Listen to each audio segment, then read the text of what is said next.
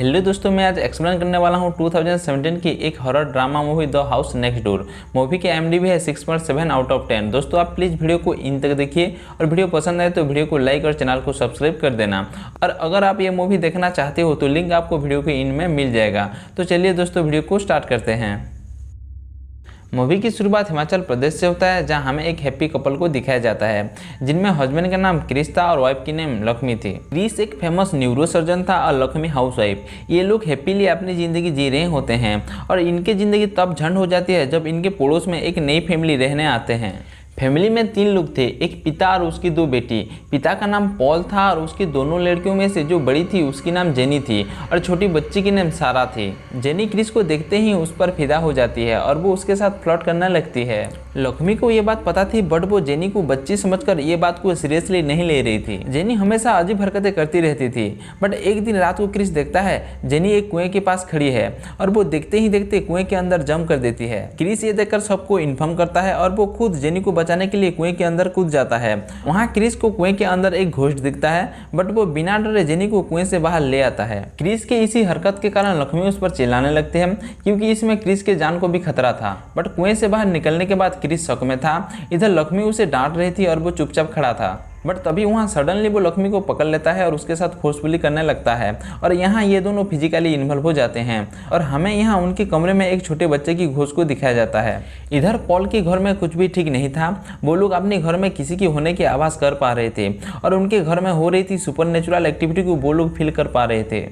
दूसरी तरफ क्रिस अब नॉर्मल हो गया था और अब वो लक्ष्मी के साथ अच्छे से बिहेव कर रहा था। तभी पॉल क्रिस के पास आता है और उसे सब कुछ बताकर मदद मांगता है। क्रिस अपनी दोस्त डॉक्टर प्रसाद को यहाँ ले आता है जो कि एक साइकेट्रिस्ट है। डॉक्टर प्रसाद जेनी से मिलते हैं तभी जेनी बताती है उसे एक चाइनीज औरत और उसकी बच्ची की घोस्ट दिखती है जो उसे चाइनीज लैंग्वेज में ये घर छोड़ने को कहती है और वही औरत उसे बहुत बार यहाँ डराने की कोशिश भी की है।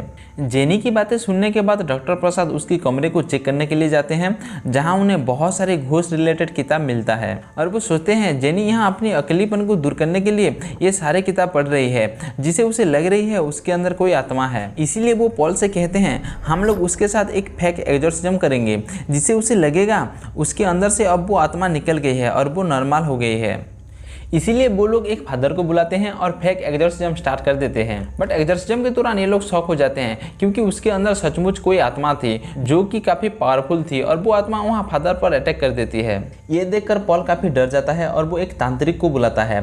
तांत्रिक अपनी शक्तियों से ये पता लगा लेता है कि ये घर में एक नहीं बल्कि 3 आत्माएं हैं। एक आत्मा एक आदमी का है जो इन्हें ये घर से जाने नहीं देगा और दूसरे एक औरत और उसकी बच्ची की है जो चाहते हैं ये लोग इस घर से निकल जाए। अब ये दोनों फैमिली के साथ बहुत सारे अजीब इंसिडेंट होने लगा था।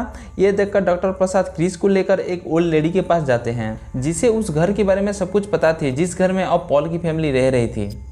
यहाँ इन्हें पता चलता है पहले इस घर में एक चाइनीज़ फैमिली रह रही थी जिसमें एक आदमी, उसकी वाइफ और उनकी एक छोटी बच्ची थी और ये ओल्ड लेडी तब 7 साल की थी और अक्सर उस घर में फ्लावर लेने आती थी। बट एक दिन वही आदमी इसे पकड़ लेता है और इसकी बलि देने की तैयारी कर रहा था। बट सही वक्त पर उसकी बीवी वहाँ आ जाती है और वही बच्ची को बचा लेती है जिसे वो चाइनीज़ आदमी को बहुत गुस्सा आता है और वो अपनी ही बच्ची को बलि चढ़ा देता है। ये देखकर वही औरत को बहुत दुख होती है और वो खुद को मार डालती है। और हमें यहाँ पता चलता है वो आदमी शैतान का पुजारी था और उसे एक लड़का चाहिए था जिसके जरिए वो शैतान को इस दुनिया में ला सके। बट ऐसा तब होता जब वो आदमी एक बच्ची की बलि सूर्यग्रहण के दिन दे पाता। उसकी बीवी प्रेग्नेंट थी और यहाँ उसे ये बात पता चल जाती है, इसलिए वो अपनी साथ साथ पेट में पल रहा बच्चा को भी मार देती है। इसी इंसिडेंट के बाद वो आदमी इसी घर की वही कुएं में कूदकर अपनी जान दे देता है। सीन प्रेजेंट टाइम को आती है और हमें फादर को दिखाया जाता है जो कि हॉस्पिटल में एडमिट थे।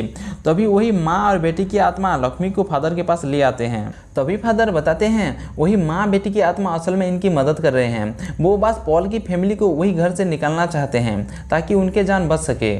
फादर यहाँ लक्ष्मी को ये भी बताते हैं ये माँ बेटी की आत्मा बुरी नहीं है, बुरे तो वही चाइनीज आदमी का आत्मा है जो कि फिलहाल क्रिस के अंदर है। और हमें यहाँ पता चलता है ये आत्मा क्रिस को तब पोजेस कर लिया था जब वो जेनी को बचाने के लिए कुएं के अंदर जम किया था। इसीलिए वो कुएं से बाहर आते ही लक्ष्मी के साथ फिजिकली इन्वॉल्व हो जाता है ताकि लक्ष्मी प्रेग्नेंट हो जाए। और इधर वो पॉल की छोटी बेटी सारा को बलि देगा जिसे लक्ष्मी को एक लड़का होगा और उसके जरिए वो शैतान को इस दुनिया में लाएगा।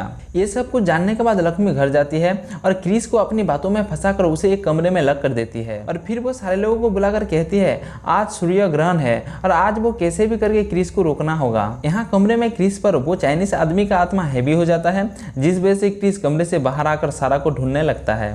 बट ये सारे लोग मिलकर क्रिस को रोकने की काफी कोशिश करते हैं, जहाँ वही माँ बेटी की आत्मा भी इनकी मदद करते हैं और बहुत कोशिश के बाद ये लोग मिलकर क्रिस को रोक देते हैं। अब वो माँ बेटी की आत्मा वही चाइनीज आदमी की आत्मा को लेकर गायब हो जाते हैं और क्रिस भी नॉर्मल हो जाता है। अब सब कुछ ठीक ठाक था।